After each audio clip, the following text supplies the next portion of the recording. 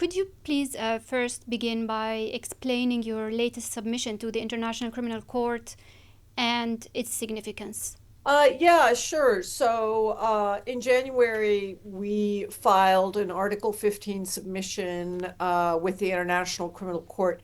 An Article 15 submission is a procedure under the Rome Statute, which governs the International Criminal Court, that allows civil society or other interested parties to submit evidence and information to the court. And what we submitted was really a complaint against three U.S. officials: Joe Biden, Antony Blinken, and Lloyd Austin, who were the President, Secretary of Defense, and Secretary of Treasury of under the Biden administration. And we provide detailed evidence of how they violated Article 25 of the Rome Statute, which is aiding and abetting war crimes and other violations of the Rome Statute, and facilitating these crimes.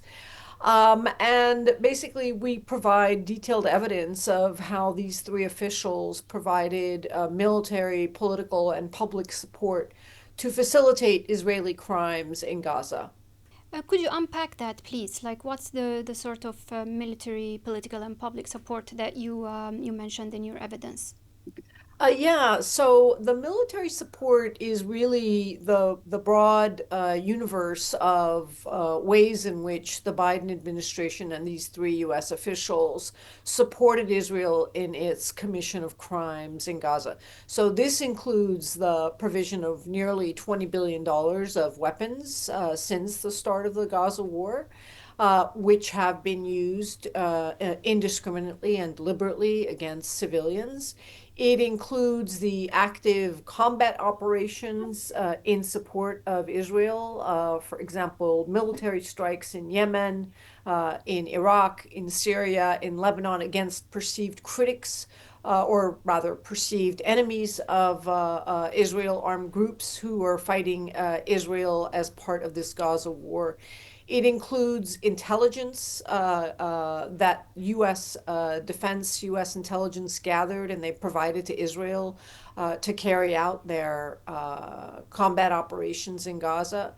It includes backup military support, like the provision of multiple U.S. warships to the Mediterranean to act as a backup of defense, as well as making U.S. weapons stockpiles that are present in Israel available for Israeli use. So that's the military support. The political support includes very specific things that the U.S. administration did to ensure that Israel could keep fighting. And the most significant example of that is the ceasefire resolutions that the Biden administration, that President Biden and Secretary Blinken ordered the U.S. ambassador to the UN, Linda Thomas Greenfield, to make. And by vetoing these, I think it was seven, I'll have to go back and check, ceasefire resolutions, they ensured that Israel could continue to fight and that the international community could not intervene to stop Israel from committing war crimes in Gaza. And finally, the public support. These U.S. officials were very prominently seen in the international media, but specifically the U.S. media, justifying Israeli crimes, making excuses for Israeli crimes, even making information up about supposed crimes by Hamas, which of course turned out not to be true, specifically the beheading of babies, putting babies in ovens, claiming that there was mass and systematic rape, and so forth. So with these false claims, coupled with their excuses and justifications for Israeli crimes, these U.S. officials provided Israel with the public support to ensure that the American public would keep supporting Israeli crimes in Gaza. And Sarah, how about jurisdiction?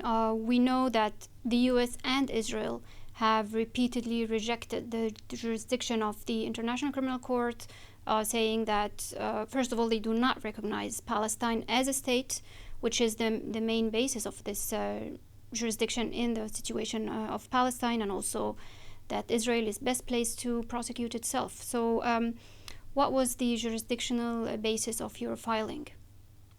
Yeah, sure. So, I'm glad you're asking this because people seem to be confused about it.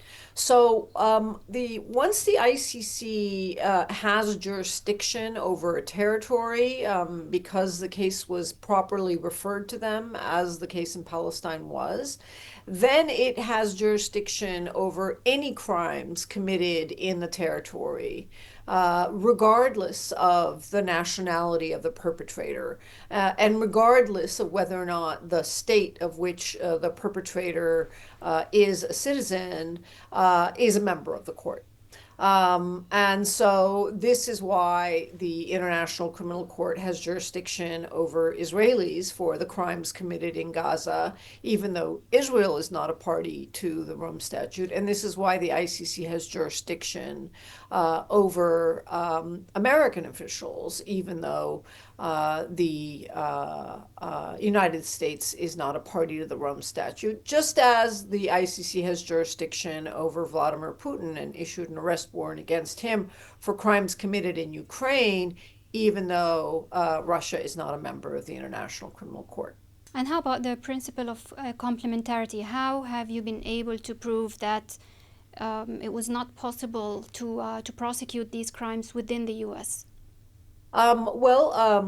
We do indeed demonstrate that there is no complementarity in the US, both as a political matter, where it's very clear that though there's war crimes legislation in the United States, it is solely in the discretion of US government appointed attorneys to bring such cases, and neither the Biden administration nor the Trump administration, of course, would investigate their own officials for war crimes. It's something they've only done against perceived enemies of the United States who happen to show up in our country. There was one attempt to sue the Biden administration for supporting genocide in Gaza, but that case was dismissed on political grounds. And in fact, there is no legal avenue for us to sue U.S. officials in U.S. courts for these war crimes accordingly. And we have no choice but to seek the protection of the International Criminal Court.